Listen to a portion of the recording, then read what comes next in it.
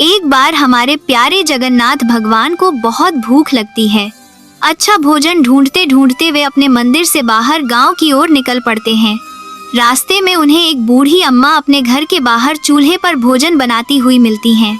भगवान मुस्कुराते हुए कहते हैं, माता, क्या मुझे भी खिलाओगी? बूढ़ी अम्मा यह सुनकर बहुत खुश हो जाती हैं। बिल्कुल बेटा, अपने हाथ का बना खाना खिलाऊंगी। यह कहकर वे प्यार से भगवान को खिलाती हैं। जगन्नाथ जी हंसकर कहते हैं, मुझे ही खिलाओगी क्या? तुम भी थोड़ा खा लो। दोनों मिलकर भोजन करते हैं। थोड़ी देर में भगवान का पेट भर जाता है। जगन्नाथ जी प्रसन्न होकर कहते हैं, अम्मा, भोजन बहुत स्वादिष्ट था। क्या मैं थोड़ा सा अपने मंदिर के लिए भी ले जाऊं? बूढ़ी अम्मा तुरंत एक मटका भरकर उन्हें दे देती हैं। भगवान वह मटका लेकर खुशी खुशी मंदिर वापस लौट जाते हैं और मन ही मन सोचते हैं, अगले 3 दिन तो मैं यही अम्मा का बनाया भोजन खाऊंगा। मंदिर पहुंचकर वे माता लक्ष्मी को मटका देते हुए कहते हैं, लक्ष्मी, यह भोजन मुझे अम्मा ने प्रेम से दिया है। अगले 3 दिन मैं यही खाऊंगा। माता लक्ष्मी भगवान की यह बाल लीला देखकर मुस्कुराती हैं, लेकिन अचानक उनके हाथ से मटका फूट जाता है और सारा भोजन जमीन पर गिर जाता है। जगन्नाथ भगवान का हृदय टूट जाता है। उनकी आंखों से आंसू रुकते ही नहीं। वे अकेले में जाकर रोने लगते हैं। माता लक्ष्मी से उनका दुहक देखा नहीं जाता। वे तुरंत बूढ़ी अम्मा के घर जाकर कहती हैं, माता, वही भोजन मुझे दोबारा दे दीजिए।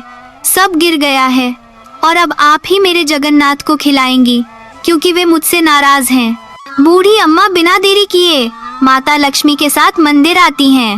वह प्रेम से भगवान जगन्नाथ को खाना खिलाती हैं, उन्हें मनाती हैं और अपने ही हाथों से सुलाती हैं।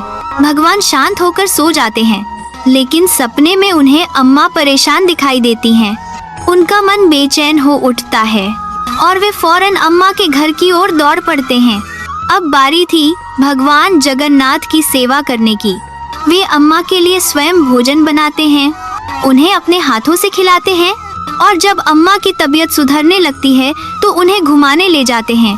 जब अम्मा पूरी तरह स्वस्थ हो जाती हैं, भगवान मुस्कुराकर कहते हैं, चलिए अम्मा, अब मंदिर चलते हैं। मंदिर पहुंचते ही बूढ़ी अम्मा पर पुष्प वर्षा होने लगती है।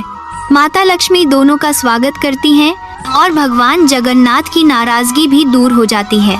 अंत में माता लक्ष्मी अम्मा से कहती हैं, अब मैं आपकी बहू हूँ। आपके घर में अब कभी कोई समस्या नहीं आएगी।